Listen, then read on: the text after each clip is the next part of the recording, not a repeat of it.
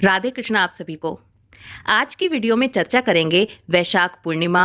वैशाख पूर्णिमा पर उद्यापन कैसे करें। जिन्होंने पूरा महीने वैशाख के स्नान दान व्रत के नियम लिए हैं वो उद्यापन कैसे करें। जिन्होंने अंतिम 5 दिन ये सब कार्य किए हैं वो उद्यापन कैसे करें। वैशाख पूर्णिमा पर उद्यापन करने से सभी जो जानकारी है वो आज की इस वीडियो में हम लेंगे।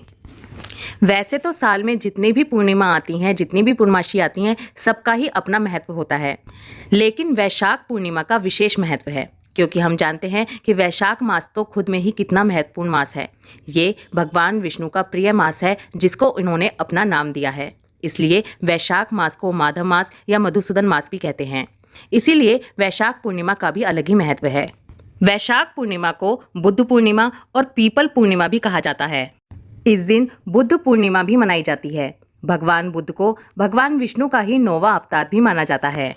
वैशाख पूर्णिमा के दिन पवित्र नदियों में स्नान करना, भगवान विष्णु की पूजा उपासना करना, व्रत करना, पितरों के निमित्त तर्पण करना, इन सब का बहुत ही विशेष महत्व है।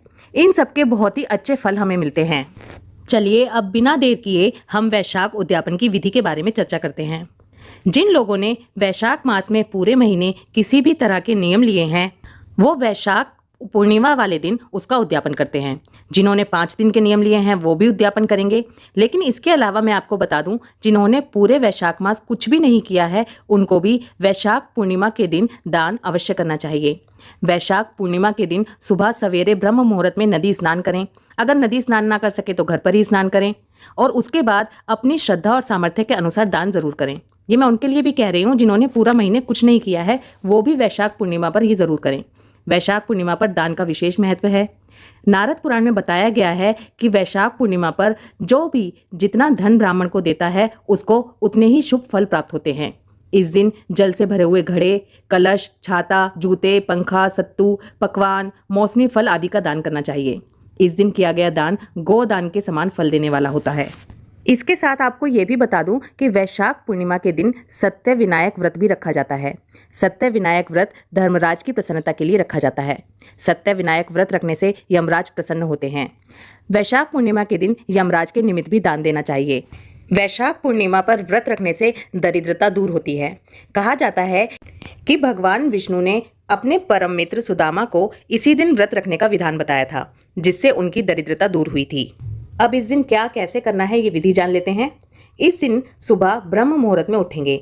जिन लोगों ने पूरे मास स्नान का नियम लिया है वो भी, जिन्होंने 5 दिन स्नान का नियम लिया है वो भी, और जिन्होंने पूरा महीने कुछ भी नहीं किया है वो भी वैशाख पूर्णिमा वाले दिन सुबह ब्रह्म मुहूर्त में उठें। कोशिश करें कि आप किसी पवित्र नदी में स्नान कर सकें। अगर ये पॉसिबल ना हो तो घर में ही पानी में गंगा जल और तिल मिलाकर स्नान करें।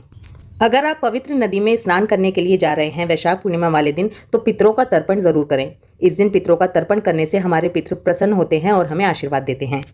स्नान करने के बाद पूरे घर में गंगा जल के छींटे लगाएं, स्वच्छ कपड़े पहनें। उसके बाद सूर्य भगवान को पहली किरण के साथ जल अर्पित करें। इसके बाद एकादशी के दिन की तरह ही अपने लड्डू गोपाल, शालिग्राम जी या जो भी सेवित श्री विग्रह आपके पास हैं उनको बढ़िया पंचामृत से स्नान कराएं। उनको पीले वस्त्र धारण करवाएं। चंदन लगाकर उनका सुंदर श्रृंगार करें। फिर भगवान को फल, फूल, नारियल, धूप, दीप, नैवेद्य आदि अर्पित करें। भगवान को तुलसी दल अवश्य अर्पित करें। याद रखें, पूर्णिमा के दिन तुलसी दल तोड़े नहीं जाते, इसलिए पहले से ही तुलसा जी को तोड़कर रखें। तुलसा जी 13 दिनों तक बासी नहीं मानी जाती है। भगवान के सामने तिल के तेल की ज्योत प्रज्वलित करें। वैशाख पूर्णिमा के दिन तिल के तेल का विशेष महत्व है। इस दिन घर में पकवान बनाएं। पकवान ना भी बना रहे हों तो इस दिन खीर जरूर बनाएं। ये दिन माता लक्ष्मी को भी बेहद प्रिय है। वैशाख पूर्णिमा का दिन विशेष रूप से दरिद्रता दूर करने का दिन होता है। इसलिए माँ लक्ष्मी को प्रसन्न करने के लिए मखाने की खीर, चावल की खीर या किसी भी तरह की सफ़ेद मिठाई का भोग जरूर लगाएं। भगवान को भोग लगाकर इस प्रसाद को सभी लोगों में बांटें। पूर्णमासी की पूजा करें। भगवान सत्यनारायण की कथा करें। भगवान सत्यनारायण का व्रत भी इसी दिन रखा जाएगा। भगवान की आरती करें। विष्णु सहस्त्र नाम का पाठ करें। पाप प्रशमन स्तोत्र का पाठ भी जरूर करें। पूजा में हुई किसी भी तरह गलती के लिए भगवान से क्षमा जरूर मांगें। घर में सुख शांति के लिए भगवान से प्रार्थना करें। इसके बाद तुलसी महारानी की पूजा करें। इस दिन आप घर पर हवन का आयोजन भी कर सकते हैं। पंडित जी को बुलाकर उनसे हवन करवाएं, उनको भोजन खिलाएं। अगर आप पंडित जी को घर पर नहीं बुला रहे हैं तो खुद भी घर पर तिल से हवन कर सकते हैं। वैशाख पूर्णिमा के दिन तिलों से हवन करना बहुत अच्छा होता है। घर पर ही तिलों से हवन कैसे किया जा सकता है, इसकी वीडियो ऑलरेडी चैनल पर है, जिसका लिंक नीचे डिस्क्रिप्शन में है। अगर आप तिल से हवन कर रहे हैं तो ओम नमो भगवते वासुदेवाय नमः इस मंत्र का 108 बार जाप करते हुए 108 बार आहुति दें। अच्छा, एक बात और, वैशाख मास का आपने महात्म जिससे भी सुना है उसको धन से पूजित करें। ये हमने वैशाख महात्म में सुना था। अगर आपने मुझसे वैशाख महात्म में सुना है तो मेरे नाम से 11 या 21 रुपए मंदिर में चढ़ा दीजिए। और अगर आपने खुद से भी वैशाख महात्म्य किसी पुस्तक में से पढ़ा है तो भी 11 या 21 रुपए मंदिर में जरूर चढ़ाएं। इसमें इतने ही रुपए होते हैं, इससे ज्यादा रुपए नहीं होते, लेकिन महात्म्य के नाम के रुपए मंदिर में जरूर चढ़ाएं। इसके साथ अगर आपके लिए पॉसिबल हो तो 1, 3 या 5 ब्राह्मण को घर पर बुलाकर जिमाएं। अगर पॉसिबल ना हो तो मंदिर में भी भिजवा सकते हैं। अगर खाना नहीं बना पा रहे हैं तो सूखा सामान, जिसे सीधा कहते हैं, वो ही मंदिर में भिजवा दीजिए। लेकिन सूखा सामान उसी स्थिति में भिजवाइए जब आपकी कोई मजबूरी हो। केवल अगर आपको आलस आ रहा है बनाने में तो ऐसा मत कीजिए कि इसी वजह से आप सूखा सामान भिजवा रहे हैं।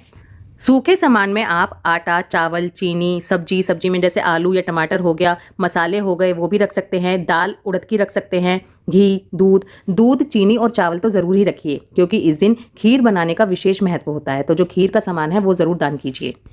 वैशाख पूर्णिमा का उद्यापन करते समय हमें धर्मराज के निमित्त भी दान अवश्य करना होता है, जैसा कि हमने वैशाख महात्म्य में भी सुना था। स्कंद पुराण के अनुसार वैशाख पूर्णिमा के दिन हमें धर्मराज के निमित्त जल से भरा हुआ घड़ा, दही और अन्न अवश्य ही निकालना चाहिए। तो ये भी सामान हम जरूर निकालेंगे। धर्मराज के निमित्त, ब्राह्मण के निमित्त जो भी सामान आप ब्राह्मण को दे रहे हैं उसमें दक्षिणा जरूर रखें। कहा जाता है कि दक्षिणा रखने से जो भी कमी रह जाती है उसकी पूर्ति हो जाती है। इसी के साथ धर्मराज के निमित्त जब आप सामान निकाल रहे हैं तो उसमें पूरे परिवार सहित हाथ जरूर जोड़ें और उनसे प्रार्थना करें कि हे भगवान, हे धर्मराज, ये भेंट आपके लिए है, इसे स्वीकार कीजिए और मुझ पर या मेरे परिवार पर कभी भी आपका भय ना हो, कभी भी अकाल मृत्यु का डर ना रहे, ऐसा आशीर्वाद दीजिए। धर्मराज के निमित्त दान वैशाख पूर्णिमा के दिन विशेष महत्व रखता है, इसलिए ये आप जरूर करें।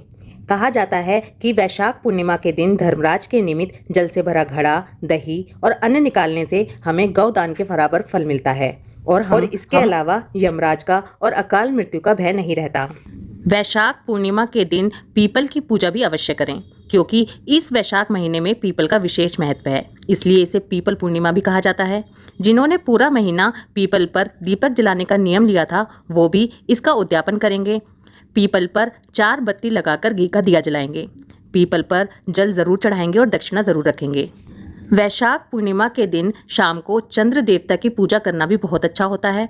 चंद्रमा की पूजा भी अवश्य करें, चंद्रमा को जल अर्पित करें। और जिन लोगों ने पूरे वैशाख मास के अंतिम 5 दिन व्रत का नियम लिया है, जिन्होंने अन्न त्याग करने का नियम लिया है, वो वैशाख पूर्णिमा के दिन रात को भोजन करेंगे चंद्रमा की पूजा करने के बाद। जिन्होंने फलाहार का नियम लिया है वो फलाहार ही खाएंगे और अन्न अगले दिन खाएंगे।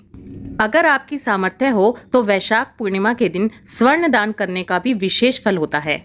जिन लोगों ने पूरे वैशाख मास दीप दान का नियम लिया हुआ था वो लोग भी इस दिन उद्यापन करेंगे। इस दिन किसी भी धातु का सोना, चांदी या फिर किसी भी धातु का दीपक, घी और रुई का दान मंदिर में करेंगे।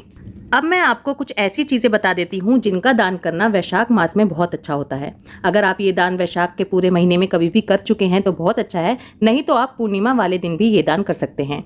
इसमें चावल, दाल, चीनी हो गया, घी, नमक, आटा हो गया, सब्जियां हो गई और जो गर्मी के फल होते हैं वो हो गए, जैसे कि आम, खरबूजा, तरबूज, बेल, ककड़ी, नींबू, केला, इस तरह के फलों का दान कर सकते हैं। इसके अलावा आप गर्मी से बचने वाली चीज़ें जैसे कि पंखा हो गया उसका दान कर सकते हैं। दूध, दही, छाछ का दान कर सकते हैं। और हाँ, इस दिन लगा हुआ पान जो होता है, मीठे पान का दान करना भी बहुत अच्छा होता है। इस दिन आंवला का दान करें, आंवले का दान बहुत अच्छा होता है। इसके अलावा आप इस दिन मुरब्बे का दान करें, मुरब्बे का दान करना भी बहुत अच्छा होता है। इसलिए आप वस्त्र भी दान कर सकते हैं। इस दिन चादर, तकिया, छाता, चटाई होती है जो वो दान कर सकते हैं, जूता, खड़ाऊ, इस तरह की चीज़ें, ये बहुत सारी चीज़ें हैं। अगर आपने पूरे महीने में दान की हैं तो बहुत अच्छा है, और अगर नहीं कर पाए हैं तो वैशाख पूर्णिमा के दिन इन चीज़ों का दान ज़रूर करें। दान अपनी श्रद्धा और सामर्थ्य के अनुसार करें। अच्छा, इसी के साथ मैं एक दो कॉमन चीज़ें भी बता दूं जो सबके मन में सबसे पहले आती हैं कि हम कितना दान करें। देखिए, हमें दान की क्वांटिटी कितनी रखनी है ये पूरी तरह से हमारी सामर्थ्य पर निर्भर करता है और उसके साथ ही हमारी नीयत पर भी। अगर हम थोड़ा दान कर रहे हैं वो भी दान है, अगर हम ज़्यादा कर रहे हैं वो भी दान है। इसलिए ये पूरी तरह से आपकी श्रद्धा और सामर्थ्य पर डिपेंड करता है। दूसरा जो होता है कि हम दान ब्राह्मण को ही दें या किसी और को दें, तो देखिए, हमने वैशाख के महात्म में भी सुना था कि दान हमेशा सुपात्र को देना चाहिए। जो दान हम भगवान विष्णु के निमित्त, धर्मराज के निमित्त या फिर पितरों के निमित्त कर रहे हैं, वो दान तो हमें हमेशा ब्राह्मण को ही देना चाहिए, क्योंकि भगवान विष्णु ने स्वयं बताया है कि ब्राह्मण इस भूमि पर मेरा अधिकारी है। इसलिए हमें ब्राह्मण को दान करना चाहिए। उसके अलावा अगर हम पुण्य प्राप्ति के लिए दान करना चाहते हैं तो वो हम कहीं भी कैसे भी कर सकते हैं। जैसे हमने प्याऊ लगवा दिया, किसी गरीब को हमने जल पिला दिया। इस तरह के जो दान होते हैं ये पुण्य कर्म के लिए किए जाते हैं। ऐसा नहीं है कि इसका फल नहीं मिलता, इसके नंबर भी ऊपर जोड़े जाते हैं। आई होप इस वीडियो में दी गई इन्फॉर्मेशन आपके लिए हेल्पफुल होगी। वीडियो पसंद आए तो वीडियो को लाइक कर दीजिए। ये जानकारी जितने लोगों तक पहुंचा सके उतने लोगों तक पहुंचाइए। वीडियो को ज़्यादा से ज़्यादा शेयर कीजिए। इस तरह की वीडियोस को शेयर करना भी अपने आप में एक पुण्य कर्म है। इसके साथ ही अगर वीडियो से रिलेटेड कोई भी कमेंट या क्वेश्चन या सजेशन अगर आपके पास हो तो कमेंट ज़रूर कीजिए। ओम नमो भगवते वासुदेवाय नमः। राधे कृष्णा।